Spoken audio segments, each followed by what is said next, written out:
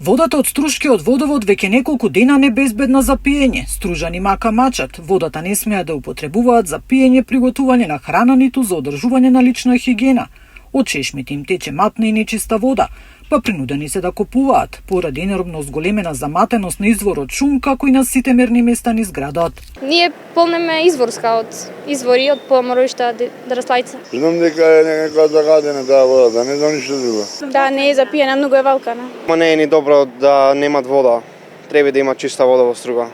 Купечка вода и со вода од Подраслајца, од поизвориве. Па вам флаширани вода. Директорот на јавното предпријатие Водовод Струга Јусуфовски истакна дека ситуацијата е алармантна, ги информирал сите надлежни институции и си поднесе оставка. Дадов писмено барање до инспекторатов за животна средина во општина да изиде на терен, да ја утврдиме фактите да се остојба што настанува замутувањето водава. Јас сум во фирмава 42-3 години, значи не се памтуваат да имало вакво заматнување на водава. Ова била бистра вода, чиста, солза вода била. Додека не ми дојде мене известување од јавно здравство, ја нема право да ја пуша вода. Ова беше забраната по моја одлука, по мој ведување, од човечки аспект гледано. Значи алармирав во истиот момент, реков што сака со мене дека деси.